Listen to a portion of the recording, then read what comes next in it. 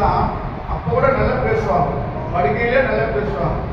அப்போ ஆண்டவருடைய சமூகத்தில் அவங்க ஒப்பு கொடுத்து ஞானஸ்தானம் எடுத்துட்டாங்க. 4 நாளே செத்துன்னு சொல்லிட்டு எவன் சொல்லிட்டான், துபாகர் சொல்லிட்டான் சொல்லி அம்மா சொன்னாங்க.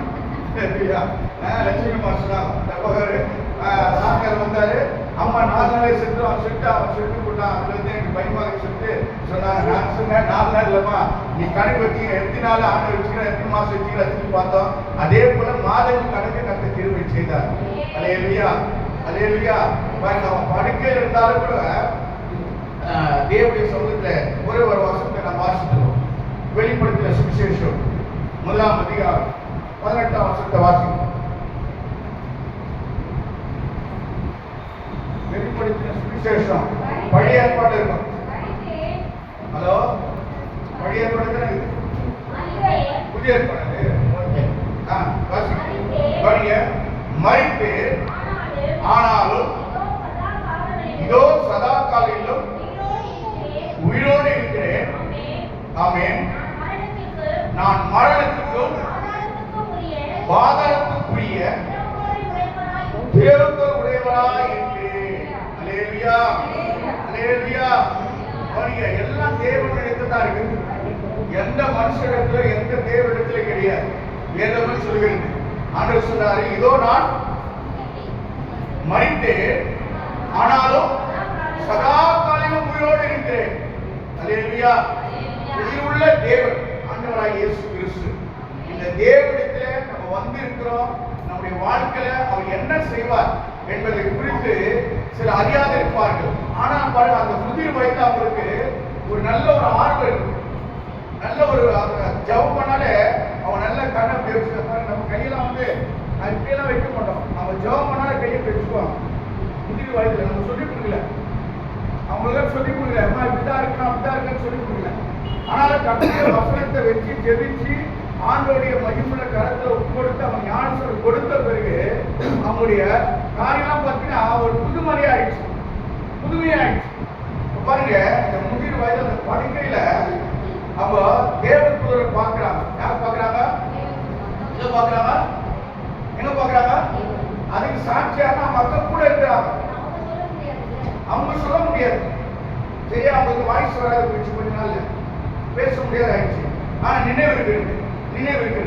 இப்போ நீங்க வந்தா என்ன சொல்லி அதாவது சைக்கிளை காட்டுவாங்க. பாருங்க, அவங்க அக்கா அது உட்கார்ந்தாங்க. அது பாருங்க, அவங்க அக்கா போய் சாப்பாடு கொடுக்குறாங்க. சாப்பாடு கொடுக்கும் போது என்ன பண்ணிட்டாங்க, அவங்க சொல்றாங்க, இப்படி சொல்றாங்க. அவங்களுடைய இதுல செய்யல 2 பேர்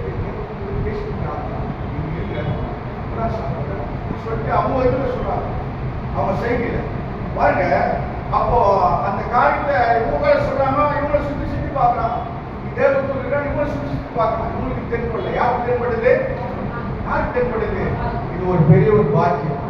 அல்லேலூயா அல்லேலூயா அல்லேலூயா. பாருங்க, அப்போ எத்தனையோ வருஷம் காலமா வரும் சபைக்கு. நம்ம பார்த்துக்கிறோமா? தேவதூதர் பார்த்துருக்கீங்களா? நான் பார்த்துருக்கேன். யாராலும் தேவதூதரை பார்த்துருக்கேன். 1-2 கிடையாது. 1-2 கிடையாதுமா. உண்மையில சொல்றது, பலிபீடத்துக்கு சொல்றது. யாராலும் தேவதூதரை பார்த்துருக்கிறோம். ஒரு இடத்துல ஆராய்ச்சி சொல்லிருக்கிறோம்.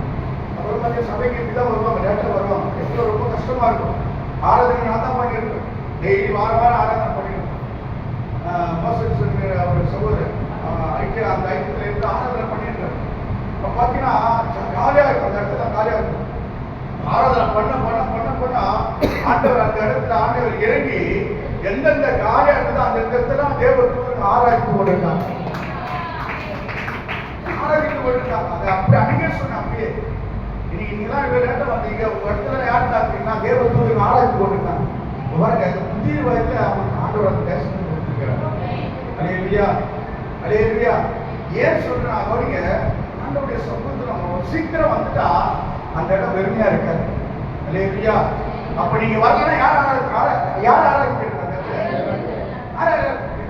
தேவதூதர் ஆராய்ச்சிக்கிறாங்க. ஏன் அந்த இடத்துல ஆண்டவருடைய அபிஷேகம் இறங்கிருக்கு. பாருங்க, அந்த இடத்துல பார்க்கும்போது ஆராதனை பண்ற அந்த இடத்துல அப்படியே ஃபுல்லா இருக்கு, நிரம்பி இருக்கு சபை. ஆனா மக்கள் எப்படி இருக்காங்க? ஆளியா இருந்தாங்க. அங்க இருக்க சில பேர் தான் இருந்தாங்க. வர மக்கள் வர அப்படியே இடம் அப்படியே பொறுமையா இருந்துச்சு. அப்பதான் சொன்னேன், நீங்க வரல, பாக்கியத்தை நீங்க விட்டீங்க, உங்க அருகாம உங்க தேவதூதர் இருக்கிறாங்கன்னு சொன்னேன். இல்லையா? அப்படியே அருமையான தாயா இருப்பாங்க. அந்த முந்திரி வந்து அந்த தரிசனத்தை ஆண்டு கொடுத்துருக்கிறார். அது எவ்வளவு பெரிய ஒரு பாக்கியம். குறுகிய காலத்துல எப்படி முந்தினோர் பிந்தினோர் பிந்தினோர் முந்தினோருமா இருக்கிறோம்.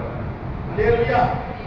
பிந்தினோர் என்ன பண்ணல, இதுவரெல்லாம் இன்னும் இதுவரை என்ன பண்ணல, எந்த இதுவும் பார்க்கல. அந்த கருப்பெல்லாம் பார்த்துருக்கோம், விசாசம் பார்த்து பயந்து இருக்கோம். அது இல்லையா? அப்ப பிந்தினோர் என்ன பண்ணாங்க, பிந்தினோர் என்னட்டாங்க, அப்ப அந்த தரிசனத்தை அவங்க பார்த்துருக்காங்க. எவ்வளவு பெரிய பாக்கியம்.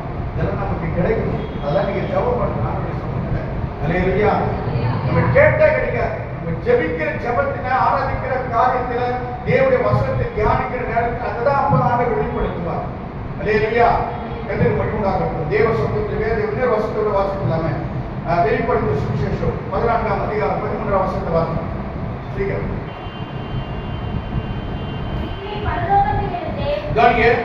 பின்பு பரலோகத்திலிருந்து ஒரு சத்தம் உண்டாக கேட்டேன். அது கர்த்தருக்குள் மரித்தவர்கள் இவர்கள் பாக்கியவான்கள் என்று எழுது. ஆமென். அவர்கள் தங்கள் பிரயாசங்களை விட்டொழிந்து கர்த்தருக்குள் மரித்தவர்கள் இது முதல் பாக்கியவான்கள் என்று எழுது. அல்லேலூயா. அது தேவனுடைய வசனம் சொல்கிறது, பரலோகத்திலிருந்து ஒரு சத்தத்தை உண்டாக கேட்டேன். அது கர்த்தருக்குள் மரிக்கிறவர்கள் இது முதல் பாக்கியவான்கள் என்று எழுது. அல்லேலூயா. அல்லேலூயா. நம்ம கர்த்தருக்குள் மரிச்சா நம்ம என்ன யாராகிறோமா, பாக்கியவான் ஆகிறோமா. ஏன்னா இந்த உலகத்தில் நம்ம இந்த பூமியில வாழ்கிறோம். இந்த பூமியில வாழ்கிற அனைவரும் நம்முடைய வாழ்க்கையில என்ன ரொம்ப அதிகமா நிறைந்திருக்கு சொல்லுங்க பார்க்கலாம். எது நம்ம ரொம்ப அதிகமா நம்ம நெருங்கி கொண்டிருக்கு இந்த பூமியில சொல்லுங்கம்மா. யாருக்கும் இல்லையா பாடுகள் இல்லையா, யாருக்கு வேதனை இல்லையா, யாருக்கு வருத்தம் இல்லையா, யாருக்கு சஞ்சலம் இல்லையா. அப்ப பாருங்க, அதுதான் வேதனை சொல்லுங்க, கிறிஸ்துக்குள் மரித்தவர்கள் இது முதல் கொண்டு இன்னைக்கு நான் மரிச்சாலும் நீங்க மரிச்சாலும் பாக்கியவதி பாக்கியவான் வேதனை சொல்லுங்க. அல்லேலூயா. ஏன்னா எல்லாம் பாடுகாத ஓடிச்சு. இனிமேல் அவங்களுக்கு என்ன இல்லை, பாடு கிடையாது.